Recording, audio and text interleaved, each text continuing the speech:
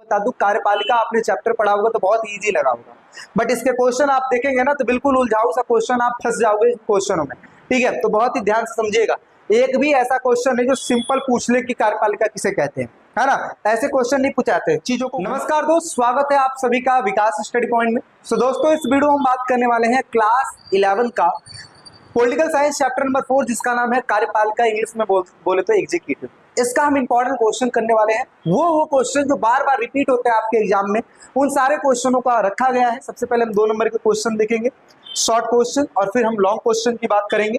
ठीक है, तो जो क्वेश्चन ऐसे जो बार बार रिपीट होते हैं आपके एग्जाम में, उन्हीं क्वेश्चन को करने वाले हैं। तो सबसे पहले देखिए, यहाँ पे 2 अंक के क्वेश्चन लिखे गए हैं। पहला क्वेश्चन आपके सामने रखा गया है कि नौकरशाही वह माध्यम है जिसके द्वारा सरकार की लोक हितकारी नीतियां जनता तक पहुंचाई जाती है। क्या आप इस बात से सहमत है? देखिए, एक चीज मैं आपको बता दूं, कार्यपालिका आपने चैप्टर पढ़ा होगा तो बहुत इजी लगा होगा, बट इसके क्वेश्चन आप देखेंगे ना तो बिल्कुल उलझाऊ सा क्वेश्चन, आप फंस जाओगे क्वेश्चनों में। ठीक है, तो बहुत ही ध्यान से समझिएगा। एक भी ऐसा क्वेश्चन है जो सिंपल पूछ ले कि कार्यपालिका किसे कहते हैं, है ना, ऐसे क्वेश्चन नहीं पूछाते, चीजों को घुमा दिया जाता है। देखिए क्या पूछा है, नौकरशाही वो माध्यम है जिसके द्वारा सरकार की लोक हितकारी नीतियां जनता तक पहुंचाई जाती है। क्या आप इस बात से सहमत हैं? तो सबसे पहली बात तो बच्चों को यही नहीं समझ में आया कि लिखा क्या है ना, तो बहुत ध्यान से समझिएगा। सबसे पहले मैं समझाता हूँ, कार्यपालिका की अगर मैं बात करूं तो ये 2 प्रकार की होती है, एक तरीके से देखा जाए, है ना। एक को हम कहते हैं स्थायी कार्यपालिका और दूसरे को कहते हैं हम अस्थायी कार्यपालिका। स्थायी कार्यपालिका एक ऐसी कार्यपालिका होती है जो फिक्स होती है। फिक्स इन बोले तो जैसे आप देखो, सिविल सर्विस जितने भी होते हैं ना, सिविल सेवाएं वगैरह जो देते हैं, वो सारे लोग होते हैं फिक्स। जैसे मान लीजिए कोई आईएएस का एग्जाम क्लियर कर दिया तो वो फिक्स है ना। हालांकि देखा जाए उसे कार्यपालिका कहते हैं, लेकिन वो फिक्स कार्यपालिका है, कब तक? जब तक कि वो रिटायर ना हो जाए। और अस्थायी कार्यपालिका ऐसे कार्यपालिका को कहते हैं जो 5 साल के लिए चुने जाते हैं, या फिर कहो कि 5 साल इनकी अवधि होती है, उसके बाद इनको चेंज करना पड़ता है या फिर दोबारा चुनाव लड़ना पड़ता है, तो उसको अस्थायी कहते हैं। तो स्थायी कार्यपालिका को ही नौकरशाही कहते हैं और अस्थायी कार्यपालिका को राजनीतिक कार्यपालिका कहते हैं।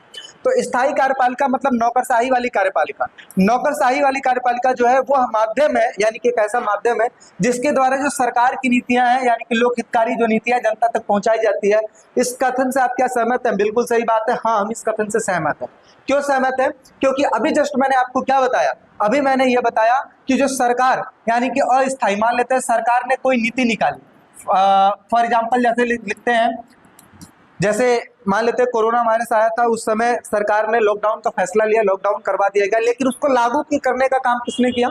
उसको लागू करने का काम किसने किया? उसको लागू करने का काम पुलिस वालों ने किया, है ना। जगह जगह में पुलिस तैनात थी, देखती थी कि क्या हो रहा है, किस तरीके से कोई बाहर तो नहीं निकल रहा है। तो यानी कि ये डिसीजन लेने का काम किया और इसको लागू करने का काम किसके हाथ में होता है? स्थायी के हाथ में होता है। इसलिए आपसे क्वेश्चन पूछा है कि नौकरशाही वो माध्यम है जिसके द्वारा सरकार की लोक हितकारी नीतियां जनता तक पहुंचाई जाती है। तो आपको कहना है यस, हाँ, हाँ, हाँ करने के बाद आपको यहाँ से लेकर यहाँ तक बातें लिखनी है और उसके बाद अपने पॉइंट रख लें कि ये स्थायी कार्यपालिका होते हैं और ये इनकी नियुक्ति इसीलिए होती है ताकि सरकार की नीतियों को जनता तक पहुंचा सके, है ना, इस तरीके से। तो टोटल आपके सामने 5 क्वेश्चन है और इसके आंसर की अगर मैं बात करूं तो देखिए यहाँ पे आंसर भी मैंने लिखा हुआ है। सबसे पहले आपको लिखना है हाँ, उसके बाद लिखना है क्योंकि नौकरशाही के सदस्य दक्ष होते हैं। दक्ष का मतलब होता है एक तरीके से कुशल होना, निपुण होते हैं और वे राजनीतिज्ञों को नीतियों को बनाने तथा उन्हें लागू करने में सहायक होते हैं, मतलब सहायता प्रदान करते हैं। सरकार नीति बनाती है, उसको लागू करने का काम इनका होता है। जैसे सरकार की कोई नीति होती है उसे नौकरशाही लागू करवाती है, इसलिए हम कह सकते हैं कि नौकरशाही वो माध्यम है जिसके द्वारा सरकार की लोक हितकारी नीतियां जनता तक पहुंचाई जाती है। चलिए बात करते हैं दूसरे नंबर के क्वेश्चन की। क्या लिखा है? राष्ट्रपति एक अलंकारिक प्रधान होता है, स्पष्ट कीजिए। तो मैं आपको बता दूं, अलंकारिक इसको क्यों बोला जाता है? क्योंकि राष्ट्रपति सिर्फ नाम मात्र की कार्यपालिका होती है, करने को जो काम होता है, वास्तविक जो शक्तियां होती है वो प्रधानमंत्री के हाथ में होती है और वही उस चीजों को करता है। तो इसलिए कहा है कि राष्ट्रपति एक अलंकारिक प्रधान है, सिर्फ कहने को एक तरीके से प्रधान है। और इससे तात्पर्य है कि राष्ट्रपति सिर्फ नाम मात्र की कार्यपालिका है, वास्तविक कार्यपालिका की जो शक्तियां हैं वो प्रधानमंत्री तथा उनके मंत्रिपरिषद में ही होती है। इसलिए हम कह सकते हैं कि राष्ट्रपति सिर्फ नाम मात्र का होता है। आगे बात करते हैं, मंत्रीगण एक साथ तैरते एक साथ डूबते, इसका क्या अभिप्राय है? तो देखिए, मंत्रीगण एक साथ तैरते एक साथ डूबने का क्या मतलब हुआ कि जैसे मान लेते हैं प्रधानमंत्री और प्रधानमंत्री को ये कहा जाता है, राष्ट्रपति ये कहता है कि आपको राष्ट्रपति को सलाह देने के लिए एक मंत्रिपरिषद का निर्माण करना है। तो प्रधानमंत्री क्या करता है? मंत्रिपरिषद का निर्माण कर देता है। अब मंत्रिपरिषद का निर्माण करता है तो अब देखिए, कहा जाता है कि अगर मंत्री परिषद पर ब्लेम लगता है या फिर प्रधानमंत्री पर कोई ब्लेम लगता है और वो ब्लेम मतलब जो शक है वो सिद्ध हो जाता है, तो ऐसी स्थिति में सबको त्याग पत्र देना पड़ जाता है। इसी को कहते हैं एक साथ तैरना और एक साथ डूबना। तो क्या लिखा है, अगर एक मंत्री किसी प्रश्न का उत्तर न दे पाए, ऐसा नहीं है कि खड़े कर दिया हाँ क्वेश्चन पूछ लिया, ऐसा नहीं होता है। उत्तर न देने पाने का मतलब क्या होता है कि अगर उस पर शक किया गया है और उसको जेन्युइन चीज पूछी गई है या प्रस्ताव पारित किया गया है और तब अगर वो मंत्री असमर्थ होता है जवाब देने में, तब ये स्थिति उत्पन्न होती है। क्या लिखा है, अगर एक मंत्री किसी प्रश्न का उत्तर न दे पाए तो प्रधानमंत्री उसे त्याग पत्र देने को कहता है, और अगर वह त्याग पत्र न दे तो प्रधानमंत्री स्वयं अपना त्याग पत्र देता है और सरकार को क्या कर देता है, गिरा देता है। इसी को कहते हैं एक साथ तैरना और एक साथ डूबना, सेम ऐसी चीजें लिख देना। आगे, राज्यपाल केंद्र सरकार के एजेंट के रूप में काम करता है। देखिए सबसे पहले समझिए कि जो राष्ट्रपति होता है ना, राष्ट्रपति नियुक्ति करता है किसकी, राज्यपाल की। किसकी करता है, राज्यपाल की नियुक्ति करता है। क्यों करता है, ताकि मुख्यमंत्री के कार्यों पर ध्यान दिया जा सके। इसीलिए हम कहते हैं कि जो राज्यपाल है एक तरीके से एजेंट के रूप में काम करता है, ध्यान देता है। क्या लिखा है, राज्यपाल की नियुक्ति राष्ट्रपति द्वारा किया जाता है, इसलिए संबंधित राज्य में राज्यपाल केंद्र सरकार के एजेंट के रूप में काम करती है, यानी कि राष्ट्रपति के एजेंट के रूप में राज्यपाल काम करती है और मुख्यमंत्री पर निगाह रखती है। ठीक है, इसलिए हम इसको कहते हैं राज्यपाल केंद्र सरकार के एजेंट के रूप में काम करती है। चलिए अगले क्वेश्चन की बात करते हैं। सामूहिक उत्तरदायित्व से आप क्या समझते हो। देखिए उत्तरदायित्व का मतलब होता है रिस्पॉन्सिबिलिटी, और सामूहिक का मतलब होता है सबकी रिस्पॉन्सिबिलिटी। क्या लिखा है, यदि निम्न या लोकप्रिय सदन, जिसको हम लोकसभा कहते हैं, मंत्रिपरिषद के किसी भी मंत्री या फिर सदस्य पर अविश्वास प्रस्ताव पारित कर देता है या अविश्वास कर देता है, तो ऐसी स्थिति में उससे त्याग पत्र देना पड़ता है, और यदि वह त्याग पत्र ना दे तो पूरे मंत्रिपरिषद को ही त्याग पत्र देना पड़ जाता है, और इसी को कहते हैं सामूहिक उत्तरदायित्व। अब देखिए कहने का मतलब यही है कि अगर एक मंत्री पर ब्लेम लगता है और वो ब्लेम अगर वो त्याग पत्र नहीं देता है तो पूरे मंत्रिमंडल को इस्तीफा देना पड़ता है, त्याग पत्र देना पड़ता है, क्योंकि ये सारे के सारे जो लोग होते हैं एक दूसरे से मिलजुल कर काम करते हैं, है ना। बेशक विभाग को इधर उधर बांट दिया जाता है, लेकिन अगर देखा जाए तो इनका उत्तरदायित्व जो है ना एक समान होती है। इसीलिए इसको एक साथ हम कहते हैं, एक साथ तैरता भी है एक साथ डूबता भी है, या फिर सामूहिक उत्तरदायित्व हम इसको ही कहते हैं। ठीक है, तो ये 2-2 नंबर के क्वेश्चन है, बहुत ही थोड़े से डिफिकल्ट टाइप में क्वेश्चन पूछ लिए जाते हैं, बच्चे कंफ्यूज हो जाते हैं, तो आप इसको कर लीजिएगा। अब थोड़े से बड़े क्वेश्चनों की बात करते हैं, 4 नंबर की। क्या लिखा है कि राजनीतिक कार्यपालिका और स्थायी कार्यपालिका में 4 अंतर बताइए। संसदीय कार्यपालिका की 4 विशेषताएं बताइए। अध्यक्षात्मक सरकार में राष्ट्रपति राज्य और सरकार दोनों का ही प्रधान होता है, कैसे। और इसके बाद राष्ट्रपति के विशेषाधिकार होते हैं, कैसे, इसमें से क्वेश्चन आते हैं। अच्छा, वहां बढ़ने से पहले मैं आपको यहाँ पे बता दूं, एक सफलता बैच स्टार्ट हुआ है क्लास 11th और 12th के लिए।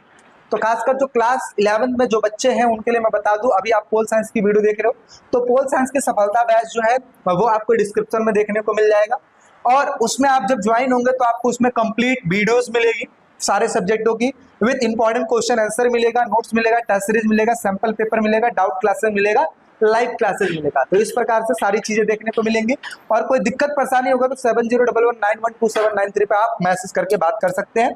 साथ ही साथ मैं बता दूं, प्ले स्टोर से आप चीजें डाउनलोड कर सकते हैं विकास स्टडी पॉइंट की। यहाँ पे देखिए इस तरीके से आपको वीडियो मिलती है, नोट्स मिलता है, साथ ही साथ ऑनलाइन सीरीज टेस्ट वगैरह मिलता है, और साथ ही साथ sample paper, important question, doubt classes, live classes, सारी फैसिलिटी आप लोग के लिए। तो आप लोग अगर इस चीज को करना चाहें तो आप लोग सफलता बैच में ज्वाइन हो सकते हैं। अदरवाइज अगर आपको नोट्स चाहिए तो नंबर दिया गया है, आप उससे उस पर बात कर सकते हैं, चीजें आपको मिल जाएंगी।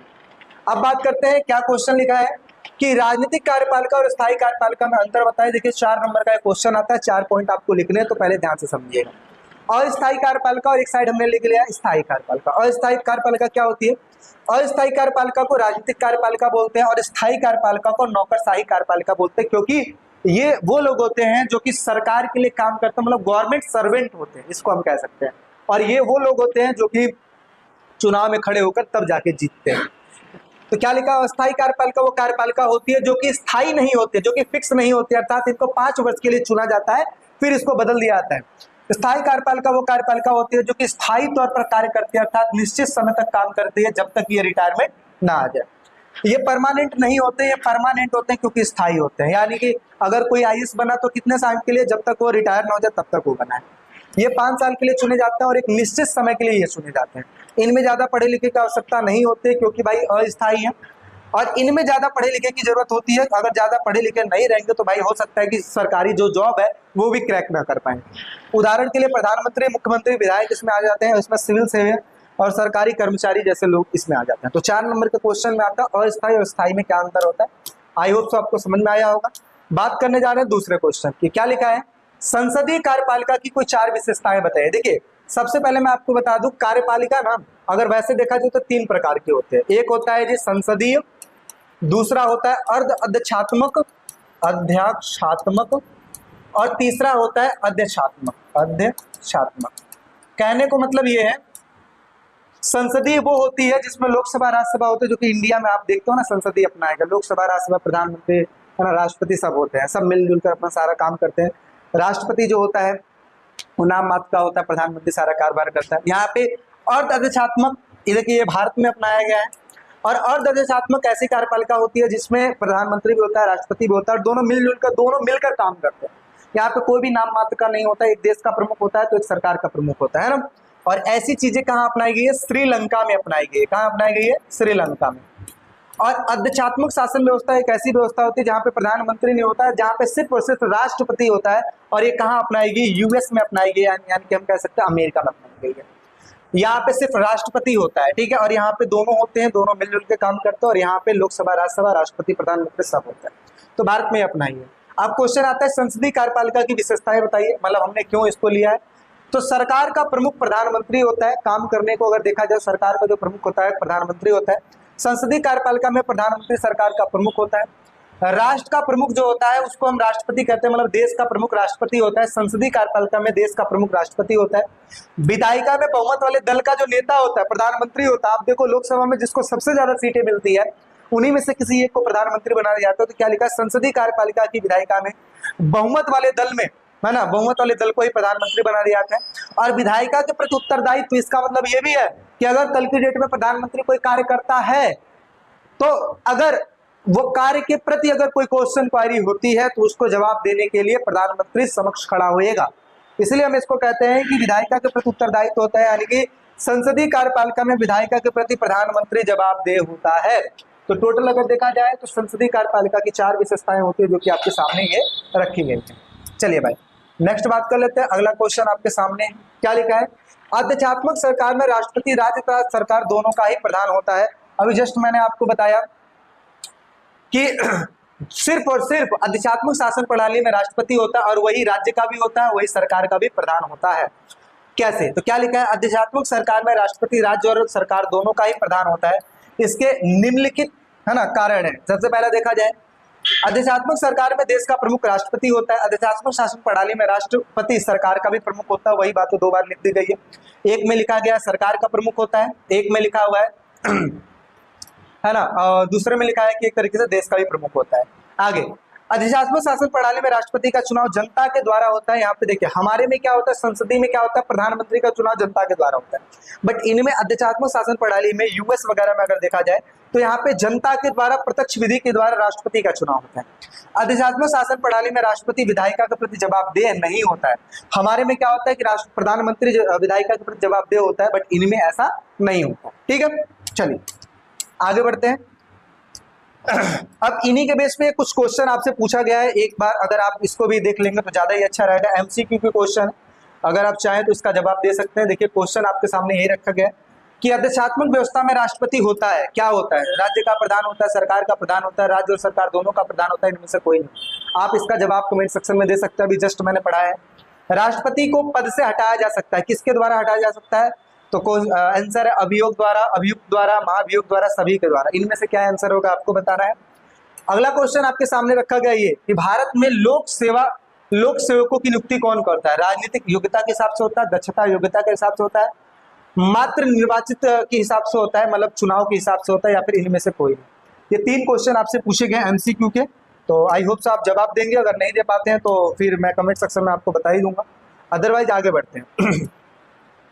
अगला क्वेश्चन देखिए, तो ये हमने क्वेश्चन कर लिया। नेक्स्ट क्वेश्चन की बात करते हैं। राष्ट्रपति के विशेषाधिकार, देखिए ये बात 6 नंबर में आता है क्वेश्चन कि राष्ट्रपति के कोई विशेषाधिकार। देखिए तो देखिए यहाँ पे 3 प्रकार के विशेषाधिकार, कौन कौन सी चीजें मैं आपको बता देता हूँ। देखिए कभी भी ना कानून जब पारित होता है देखिए यहाँ पे आप चीजों को समझिएगा, कभी भी कानून बनता है ना तो सबसे पहले चाहे उसको लोकसभा में पेश किया जाता है चाहे राज्यसभा में पेश किया जाता है, क्योंकि अगर सरकार के अंगों की अगर मैं बात करूं तो सरकार के अंग 3 होते हैं, ठीक है अंग नहीं, मतलब संसद के अंग जो होते हैं 3 होते हैं, एक लोकसभा, एक राज्यसभा, एक राष्ट्रपति।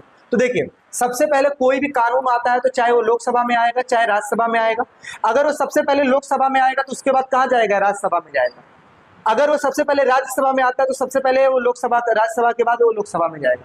मतलब ये कहा जाए लोकसभा में पहले आए तो फिर बाद में राज्यसभा में जाएगा, अगर राज्यसभा में पहले आए तो वो लोकसभा में भी जाएगा, और उसके बाद किसके पास जाता है, राष्ट्रपति के पास, राष्ट्रपति उस पर साइन कर देता तो कानून बन जाएगा, और नहीं साइन करता तो नहीं बनेगा। तो सबसे पहला पावर राष्ट्रपति के पास ये होता है कि राष्ट्रपति अगर उस चीज पे साइन कर देता तो कानून बन जाएगा, राष्ट्रपति साइन नहीं करता तो नहीं बनेगा। पहली विशेषाधिकार होगी। दूसरे नंबर की विशेषाधिकार की अगर मैं बात करूं तो राष्ट्रपति के लिए जो मंत्रिपरिषद बनाई जाती है तो मंत्रिपरिषद की बातों को राष्ट्रपति मान सकता है या फिर उनकी बातों को नहीं भी मान सकता है, दोबारा से विचार विमर्श करने के लिए भेज सकता है। दूसरा चीज ये है। तीसरे नंबर पे आपातकाल लगाने की शक्ति सिर्फ और सिर्फ राष्ट्रपति के पास है।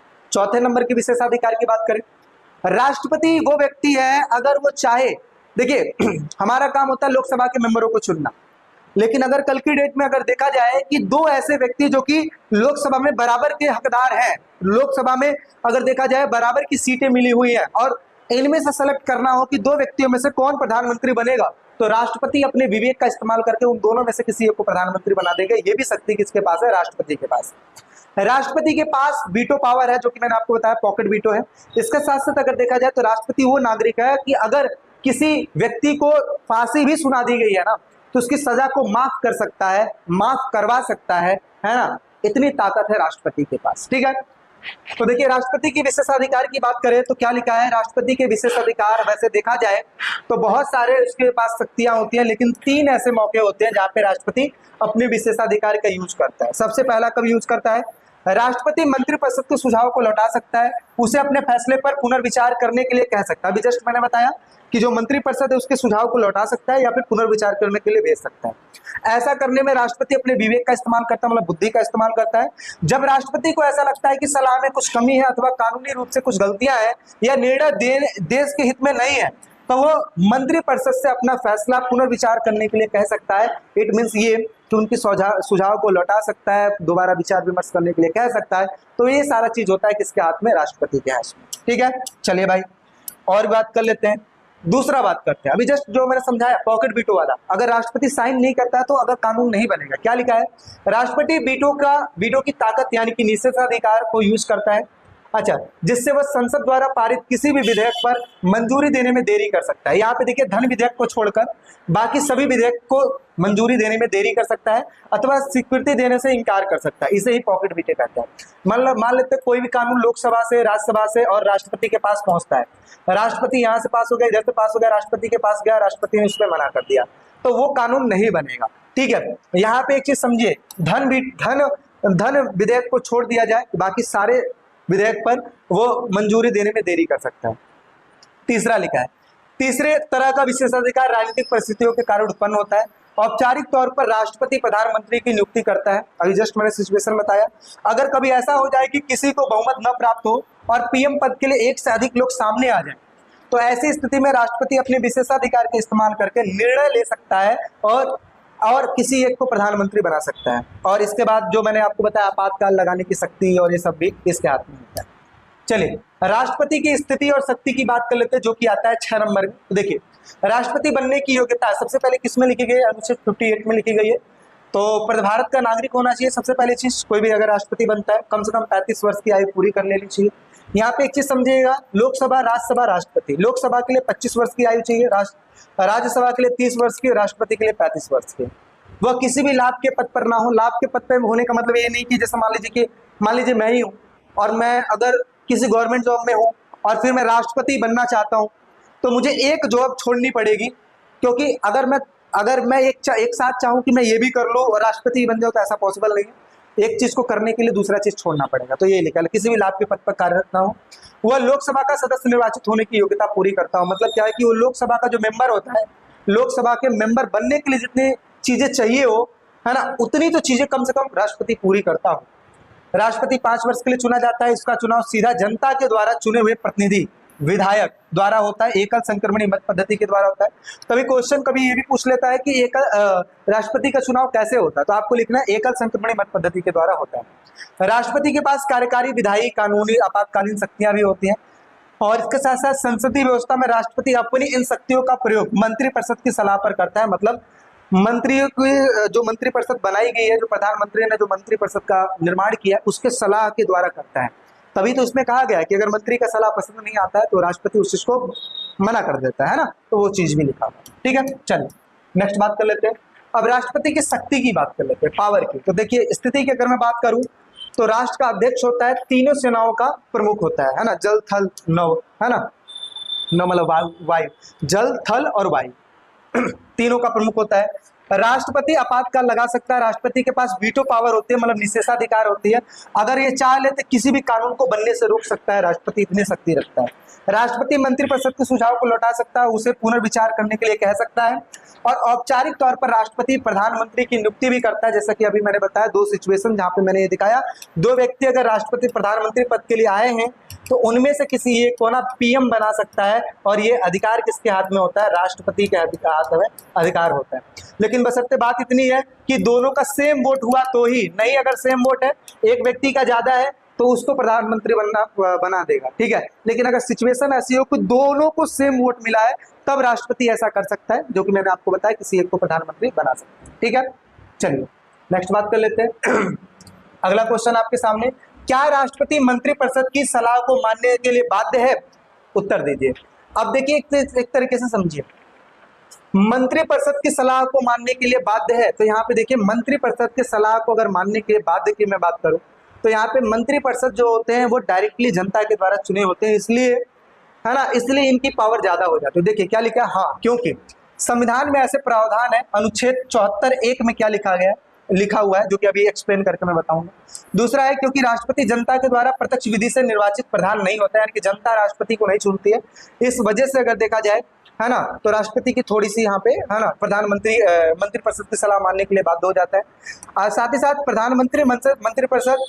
प्रधानमंत्री और मंत्रिपरिषद जो होते हैं, मंत्रिपरिषद जो होता है वास्तविक कार्यकारी होते हैं, इसलिए अगर देखा जाए तो राष्ट्रपति इनकी सलाह को मानता ही मानता है। सबसे पहले इस चीज आप ये समझिए, राष्ट्रपति के पास इतनी ताकत होती है कि मंत्रिपरिषद की सलाह को ना माने, लेकिन बार बार अगर ऐसा कर रहा है तो ऐसा नहीं हो सकता, मंत्रिपरिषद की सलाह को मानना पड़ेगा, क्योंकि मंत्री कई सारे होते हैं जो कि अलग अलग जगहों से चुन के आते हैं, उनका जो सुझाव होता है बहुत ही वैल्यूएबल होता है, और ऐसी सिचुएशन में राष्ट्रपति उनकी बातों को मानता भी है।